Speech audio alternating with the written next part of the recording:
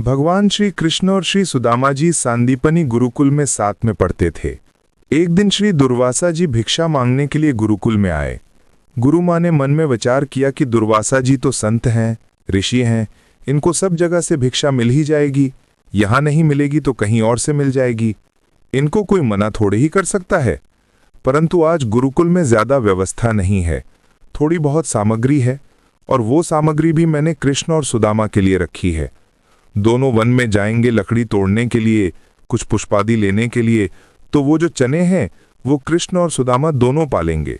अब दुर्वासा जी को यदि मैं दे देती हूं तो बालक बेचारे भूखे रहेंगे वन में, कहाँ फल मिलेंगे, कब खाएंगे, कैसे होगा। तो गुरु माँ ने आज दुर्वासा जी को भिक्षा देने से इनकार कर दिया और कहा, महाराज जी आज तो आप कहीं और से पा लीजिए, कल हम दे देंगे। दुर्वासा जी को ये बात उचित नहीं लगी। थोड़ी दूर जाकर के दुर्वासा जी ने नेत्र बंद करके अपनी दिव्य दृष्टि से देखा तो 2 पोटलियां रखी थीं, उनमें चने भरे हैं। लेकिन फिर भी गुरु माँ ने मना कर दिया। दुर्वासा जी ने श्राप दे दिया, श्राप देता हूं जिनके लिए भी माँ ने वो पोटलियां बचा के रखी हैं, जो भी उन चनों को खाएगा वो लक्ष्मीहीन हो जाएगा, उसके जीवन से लक्ष्मी चली जाएगी, भोजन पानी के लाले पड़ जाएंगे उसके लिए। एक ऋषि को देने से मना कर दिया और कमंडल से जल लेकर के छोड़ दिया दुर्वासा जी ने। दुर्वासा जी तो चले गए, पर दुर्वासा जी जहां खड़े थे वहीं एक वृक्ष के पीछे श्री सुदामा जी महाराज कुछ पुष्प तोड़ रहे थे, और सुदामा जी ने यह देख लिया कि दुर्वासा जी उन चन्नों को शापित कर गए। सुदामा जी दौड़ करके जाके उन चन्नों को देखना चाहते थे कि मां किसी को दे ना दे, लेकिन तभी देखते हैं कि सामने से श्री कृष्ण ऊंची धोती पहने, सिर पर स्वाफा बांधे, गले में पटका डाले वन की ओर जा रहे हैं। और सुदामा जी, सुदामा जी, सुदामा जी चलो, गुरुदेव के यज्ञ के लिए संविदा ले आनी है, वन में जाना है, वन जाकर के बढ़िया लकड़ी पुष्प आदि लेके आने हैं, और आज तो मैया ने कुछ प्रसाद के लिए भी दिया है। तभी ठाकुर जी ने पीछे से 2 पोटलियां निकाल के सुदामा जी को दिखाई। देखो मैया ने हमारे लिए भोजन भी रख दिया है, कुछ चने रखे हैं, बढ़िया वन में जाएंगे, वृक्ष के ऊपर बैठ के दोनों भाई खाएंगे प्रेम से। सुदामा जी बोले, यदि मैं सत्य बता दूंगा तो कन्हैया मुझे खाने नहीं देगा, स्वयं खा जाएगा, और इन पोटलियों को कहीं फेंक भी नहीं सकते, कोई और खा लेगा तो वो लक्ष्मीहीन हो जाएगा। कुछ भी हो जाए सुदामा, तेरो कन्हैया नहीं खावे इनको, बस ये विचार करियो। सुदामा जी थोड़ी दूर चल के बोले, लाला एक काम कर, बाकी सब सामान तू ले ले, वो चना की पोटली मोए दे दे, तेरो भरोसा ना है, भूखे प्यासे से बहीते हम, कहीं गिरबे को तो फिर क्या खाएंगे वन में जाके, मैं संभाल के ले चलूंगा, ला दे दे। और ठाकुर जी से दोनों पोटलियां छीन ली और अपनी कमर में बांध ली। अब सुदामा जी केवल अवसर देख रहे हैं, कब अवसर मिले और कब एक एक चना इनमें से मैं खा जाऊं, कन्हैया को नहीं मिले कहीं। और तभी जोर की वर्षा होने लगी। सामने एक विशाल वृक्ष था। ठाकुर जी वृक्ष पर चढ़ने में थोड़ी देरी लगाते हैं, लेकिन सुदामा जी झटपट चढ़ जाते हैं। सुदामा जी ने विशाल वृक्ष देखा, दौड़ करके गए और झटपट उसके ऊपर चढ़ गए। ठाकुर जी नीचे से धीरे धीरे चढ़ रहे थे। तभी सुदामा जी ने दोनों पोटलियां खोली और मुट्ठी में भर भर के पूरा मुख में भर जाए इतना ऐसे पाने लगे। ठाकुर जी ने चढ़ते चढ़ते ऊपर देखा, ऊपर देख के बोले, ए सुदामा जी क्या कर रहे हो तो? अरे भैया वो अकेले तेरे काजे ना आए, बामे मेरे काज रखें गुरु माँ ने, मैं खाऊंगा। अरे नेक डट जा, नेक रुक जा, ऐसा मत कह भैया, मैं हूं, आ रहा हूं ऊपर। सुदामा जी के नेत्रों से आंसू गिरते जा रहे हैं और ज्यों ज्यों चने खा रहे हैं, बस मन में भाव रखते हैं, मेरे लाला सदा प्रसन्न रहे, मेरो लाला सोने की नगरी में राज करे, मेरे लाला की लक्ष्मी दासी है जाए, मेरे लाला का पूरा परिवार सब आनंद में रहे, हे विधाता मेरे अधिकार के, मेरे जीवन की सब लक्ष्मी भी मेरे कन्हैया को मिल जाए। और ऐसा कहते कहते श्री सुदामा जी सारे चने खाए। ठाकुर जी जब तक ऊपर पहुंचे, सुदामा जी के नेत्र लाल पड़ रहे, आंसू भरे और पूरा मुंह एक वानर के भांति भरा हुआ था। भगवान बोले, सुदामा ये के तू ही है? हैं? तेरे अंदर तो सब गुण देखे मैंने, पर ये आज पहली बार दुर्गुण देखो कि तुम मेरे अधिकार के भोजन को पागो। तू को नेकु दया नहीं आई, मैं सुबह से भूखो हूं, मैंने कछु पायो नहीं है। इतनो ज्यादा लोभी तो ना होना चाहिए कि तुम मेरे बट के चना खा गए और यूं कह रहा है मुझसे कि पूरी दुनिया। अरे तो दूर हट जा सुदामा, कैसी बात कर रहे हो, मेरे बट के चना खा गए और यूं कह रहा है मुझसे कि पूरी दुनिया। अरे लाला तू अभी ना समझेगो, बाद में तुको पता चलेगी। ठाकुर जी बहुत दिनों तक सुदामा जी से बोले नहीं। कुछ समय बाद विद्यालय पूर्ण हो गया, सब बालक अपने अपने घर को जाने लगे। ठाकुर जी मथुरा प्रस्थान कर रहे थे। सुदामा जी समीप गए, ठाकुर जी को हृदय से लगाया, लाला तू सदा प्रसन्न रह गो, तू सदा खुश रही हो और मेरो आशीर्वाद है लाला, तू ब्राह्मण हूं तो को आशीर्वाद दे सकूं। चल मेरे चरण में प्रणाम कर। ठाकुर जी प्रणाम करे, सुदामा जी करे, तू सदा प्रसन्न रह लाला, तो पर कभी कोई कमी नहीं होएगी। भगवान बोले तू घूम फिर के यही बात क्यों कहे सुदामा, तो पर कोई और आशीर्वाद नहीं है, बस यूं के तू सदा भरो भय रहे तो पर सब कछु आ जाए। वो अंतिम मिलन था ठाकुर जी का सुदामा जी से। ठाकुर जी पहुंच गए मथुरा और कुछ ही दिनों बाद ही सुदामा जी का आशीष फलने लगा। सोने की नगरी के राजा श्री द्वारिकाधीश बने। किसी को कोई कमी नहीं थी महाराज। लेकिन सुदामा जी जब अपने नगर पहुंचे, पूरा परिवार उजड़ने लगा। घर से लक्ष्मी जाने लगे, माता पिता भी चले गए। घर में धन कमाने की कोई जगह नहीं थी। बेचारे सुदामा जी ने कर्जा लेकर के अपना विवाह किया और आधे से ज्यादा जीवन निकल गया।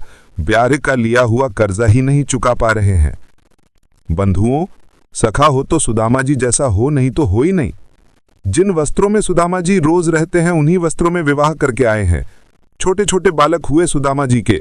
धीरे धीरे वे बालक बड़े हुए। कुछ लोगों ने सहायता कर दी तो बालकों को थोड़ा पढ़ लिखने में थोड़ी सहूलियत हो गई। पर वे बालक भी 3-3 दिन तक कुछ नहीं पाते क्योंकि घर में व्यवस्था नहीं है। पर सुदामा जी के चेहरे पर इस बात का कोई कष्ट नहीं, बल्कि सुदामा जी का नित्य नियम है, रोज अपने नगर के बाहर खड़े हो जाते हैं और तीर्थ से आने वालों से पूछते, कोई द्वारिका से आ रहा हो तो मुझसे मिल के जाए। और जैसे ही कोई कहता है हम द्वारिका से आए हैं तो उससे पूछते हैं द्वारिका कैसी है, सब छोड़ो, मेरो लाला कैसो है, वो प्रसन्न है ना, वहां को कोई चिंता तो नहीं, वहां को कोई पीड़ा तो नहीं, मेरे लाला को छींक भी नहीं आ जाए। और जब कहते हैं अरे महाराज उनके तो बड़े ठाठ है, सोने की नगरी में रहते हैं और श्री नन्हे से ठाकुर जी 16-108 विवाह हुए उनके, और ऐसा कहते हैं उनकी बड़ी पत्नी जो रुक्मिणी है साक्षात लक्ष्मी है। सुदामा जी बस इसी से प्रसन्न हो जाते हैं, बस मेरो लाला प्रसन्न रहे। सुदामा जी महाराज कभी किसी को नहीं बताते कि श्री कृष्ण मेरे सखा हैं। क्यों? क्योंकि मेरी अवस्था देख करके कहीं कोई ठाकुर जी पर प्रश्न ना उठाए कि ठाकुर जी किसी को क्या देंगे, अपने सखा को ही नहीं दिया, तो मेरी फटी हुई धोती देख करके, मेरे तन की अवस्था देख करके कहीं कोई कृष्ण पर प्रश्न चिन्ह ना लगा दे कि भगवान श्री कृष्ण का सखा इस अवस्था में है। अपनी पत्नी को भी नहीं बताया। एक दिन भिक्षुक द्वार पर आया और द्वार पर आकर के अरे देवी भिक्षम देही, कुछ भिक्षा दे दो।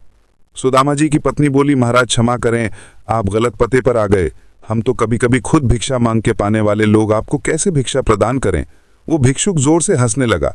कैसी बात कर रही हो, भिक्षा नहीं देनी तो ऐसे मना कर दो। ये इस प्रकार की चिकनी चुपड़ी बातें क्यों कर रही हो? सुदामा जी की पत्नी सुशीला बोली, मैं कुछ बना नहीं रही हूं, मैं सत्य बता रही हूं। हमारे घर में व्यवस्था नहीं है, ऐसा हो ही नहीं सकता।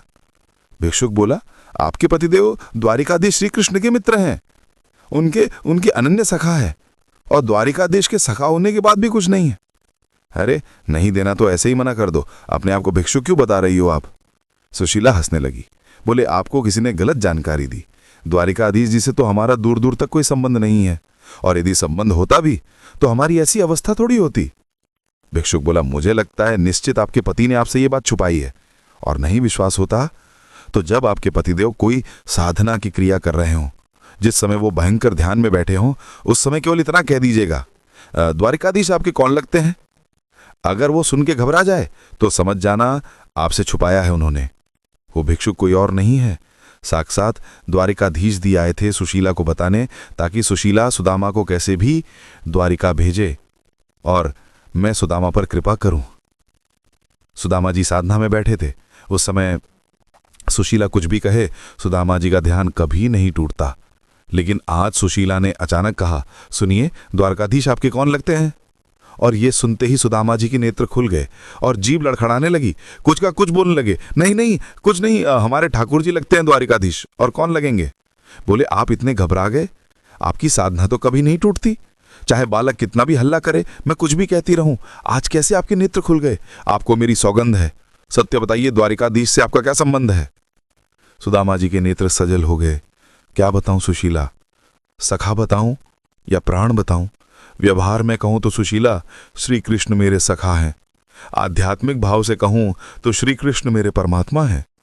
हम दोनों साथ में गुरुकुल में पढ़ते थे, सांदीपनी गुरुकुल में। रात भर कभी कोई कथा, कभी कोई कहानी, कभी कोई लोरी सुना के सुलाया करता। कन्हैया पढ़वे निकवे में तो दूर दूर तक ना हो सुशीला, पढ़ते ही ना हो, खूब ले लेके मैं बैठा के कहता लाला ने पढ़ ले, पढ़ते ही ना हो, बस ऊधम करवा लो, एक ही थाली में भोजन करते हैं। सुशीला जी बोली, तो फिर आज ये स्थिति क्यों है?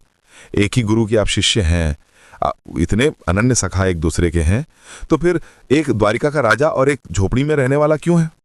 सुदामा जी मुंह छुपाने लगे। मुझे नहीं पता देवी, ये मेरा प्रारब्ध है। शायद मेरे पूर्व जन्म के कुछ कर्म होंगे, और तुमको पीड़ा होती होगी, बालकों को पीड़ा होती होगी, लोगों को मैं निर्धन लगता होगा, पर मुझे बिल्कुल अप्रसन्नता नहीं। मैं बहुत प्रसन्न हूं अपने जीवन से। अरे देवी, ये 4 दिन भोजन ना मिलना, इसको तुम दुर्भाग्य मत मानो। सुशीला ने थोड़ा अपना ढंग बदला, सुदामा जी के पास गई और बोली, क्षमा करें, मुझे ये करना पड़ेगा। तुम्हें मेरी सौगंध है, अब द्वारिकाधीश से मिलने जाइए। सुदामा जी बोले, देवी उसकी आवश्यकता नहीं है, मैं नित्य ही अपने चित्त में ठाकुर जी का दर्शन करता हूँ, मिलने की आवश्यकता क्यों? और मेरी दीनी अवस्था, मेरे ये शरीर को देख के, मेरे फटे हुए वस्त्र देख के कहीं कन्हैया को ये नहीं लगे, और कन्हैया को तो नहीं लगेगा, पर द्वारिका में इतनी सारी पत्नियां, उनकी सबको ये नहीं लगे कोई गरीब है, कुछ मांगने आया है। मुझे इस प्रकार बहुत संकोच होता, मैं नहीं जाऊंगा। लेकिन सुशीला के बार बार कहने पर बच्चों की सौगंध दे दी, अपनी सौगंध दे दी। तब सुदामा जी दुखित हृदय से बोले, ठीक है, मैं जाता हूँ। मुझे जाने में सुख है कि मैं द्वारिकाधीश का दर्शन करूंगा, पर मुझे इस बात का कष्ट है कि कहीं कन्हैया ये ना सोच ले कि मैं कुछ मांगने आया हूं। देवी, मित्र के घर काली आत नहीं जाते, कुछ लाओ ना।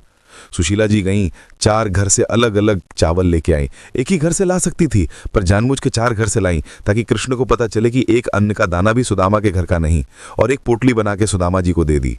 सुदामा जी जा रहे हैं, चलते जा रहे हैं। श्री सुदामा जी चलते चलते रास्ता भटक गए, कहीं और पहुंच गए।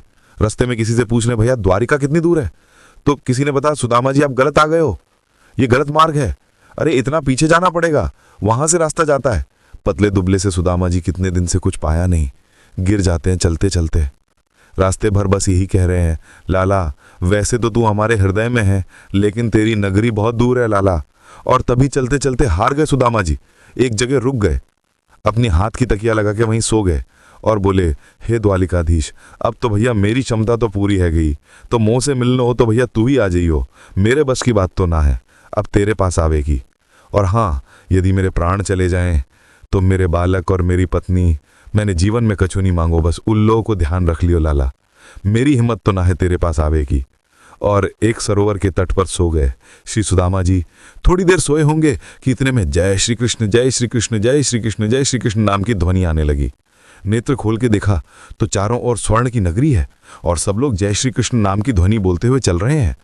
सुदामा जी महाराज उठ के खड़े हो गए, सोए थे एक नदी के किनारे, पहुंच गए एक नगरी में। कौन सी नगरी है ये, कौन सी जगह है ये, कहाँ आ गया हूं मैं? सब बोले, भैया ये कंचन नगरी श्री द्वारिका है, श्री द्वारिकाधीश की नगरी है। सुदामा जी तो रोने लगे, नाचने लगे, वाह रे मेरे कन्हैया, हम अधम करवे में पीछे ना हटे, और लाला तू कृपा करवे में पीछे ना हटे, दोनों की होड़ लगी है। सुदामा जी महाराज द्वार पर पहुंचे, द्वारपालों से जाके कहा, पहले ही सुदामा जी ने समझा दिया, भैया हमारी तन की स्थिति, हमारे वस्त्र, हमारी अवस्था देख के ये मत सोचना हम कुछ मांगने आए हैं, हम आपके द्वारिकाधीश के बाल्यकाल के सखा हैं, नाम हमारा सुदामा है, उनको केवल देखने आए हैं। पत्नी ने सौगंध दे के भेजा है कि द्वारिका होके आओ, द्वारिका तो आ गए, बस कोई खिड़की दे हमको कन्हैया और दिखा दो, वहीं से देख के चले जाएंगे, मिलना भी जरूरी ना है, और यदि मिलवा सको तो भैया बड़ी कृपा। द्वारपालों ने कहा, ठाकुर जी भी राजभोग रोक रहे हैं, हम संदेशा भिजवा देते हैं, आप बैठो। सुदामा जी वहीं खड़े थे, द्वारपालों ने भीतर जाकर के बताया, बोले, नाथ द्वार पर एक दुर्बल सा ब्राह्मण आया है, उसकी धोती फटी है, उसके तन की सारी हड्डियां गिन सकते हैं, परंतु उसके मस्तिष्क से लगता है कि कोई विद्वान ब्राह्मण है, आपका बचपन का सखा स्वयं को बता रहे हैं, नाम उन्होंने अपना सुदामा बताया है। सुदामा शब्द सुनते ही भगवान कवाल पा रहे थे, रोटी का वही रुक गए, सुदामा जी आए हैं द्वार पे हमारे, सांदीपनी गुरुकुल बचपन के सखा श्री सुदामा जी आए हैं। बोले, जी भगवान तुम उनको भीतर क्यों नहीं ले आए? बोले, नाथ आप राजभोग पार हो रहे थे और वो कह रहे थे कि कोई खिड़की से हमको दर्शन करा दो केवल। ये सुनते ही ठाकुर जी महाराज नेत्र सजल हो गए और अपने सिंहासन से दौड़े हैं मुख्य द्वार की ओर, मेरे सुदामा आ गए, मेरे प्राण सुदामा आ गए। और सब ठाकुर जी को वंदन करने लगे, जय हो कृपालु नाथ। बोले, लाला अब यही मिल लेगो, भीतर ले चलेगो। ठाकुर जी हंसने लगे, सुदामा जी के गले में गलवैया डाल के भीतर ले गए। मंत्री आदियों ने एक आसन लगाया, एक सिंहासन लगाया। भगवान ने क्रोध में भर के देखा, बोले, ये आसन क्यों लगाया तुमने? बोले, श्री सुदामा जी बैठेंगे। बोले, हटाओ इसको। आसन हटाया और द्वारिका के जिस राज सिंहासन पर स्वयं ठाकुर जी बैठते हैं उस पर सुदामा जी को बैठाया और वहां बैठा के सुदामा जी बार बार कह रहे हैं, लाला तू इतना मत कर, मैं इन सबको अधिकारी नहीं हूं, मैं इतना योग्य नहीं हूं। लाला बोले आपका अधिकार क्या है ये मुझसे अच्छा कोई नहीं जानता, इसलिए शांत बैठे रहिए, सब जानता हूं मैं आपका अधिकार क्या है। रुक्मणी जी को इशारा किया, देख क्या रहे हो, जल्दी परात ले आओ। ब्राह्मण देवता हमारे घर आए हैं, इनके पाद प्रक्षालन करें, चरण धोएंगे, पूरी द्वारिका में छिड़काव करेंगे, हमारी द्वारिका पवित्र हो जाएगी। सुदामा जी रोने लगे, बोले लाला ये सब मत कर। ठाकुर जी बोले अब आप बिल्कुल शांत मौन हो जाओ, सौगंध है हमारी, कुछ बोलना नहीं, एक शब्द भी। ठाकुर जी ने चरण उठा करके जैसे ही परात पर रखे, चरण देखते ही ठाकुर जी को इतनी दया उमड़ी, इतनी करुणा आई, सुदामा जी के चरणों में फोड़े हैं, सुदामा जी चरणों से रक्त निकल रहा है, फटे हुए हैं चरण। सारे जीवन में कभी पादुका नहीं पहनी सुदामा जी ने। ठाकुर जी अपने नेत्रों के अश्रुओं से सुदामा जी के चरण धो रहे हैं और वो जल रुक्मणी जी से कह के दिया, जाओ हमारी पूरी द्वारका के कोने कोने में इसका छिड़काव करना ताकि हमारी द्वारका पवित्र हो जाए। सुदामा जी ने सिंहासन से उतर करके ठाकुर जी को हृदय से लगा दिया।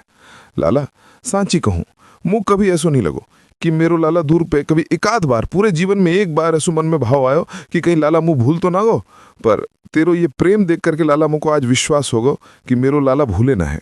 सुदामा जी आपका ब्याह हुआ कि नहीं? सुदामा जी बोले लाला ब्याह हो गया, बालक हो गए। भगवान बोले हमको नहीं बुलाया विवाह में? बोले लाला अभी तो कर्जा चलना है ब्याह को, तो बुला ले तो कितने हाथी ने ले आ, तो कितने घोड़ा ने लेके आता, कितने लोगन के बाराती ने पवन या हमारे मैंने तो निमंत्रण भेजो। सुदामा जी बोले वाह लाला, हमने तो एक ही ब्याह कियो, वहां में तो नहीं बुलाया, तो तू नाराज, इतने सारे ब्याह किए, हमें एक में ही बुला ले। तो ठाकुर जी बोले इनमें से कई ब्याहों में तो मैं भी नहीं गया था, बिना मेरे ब्याह हो गया।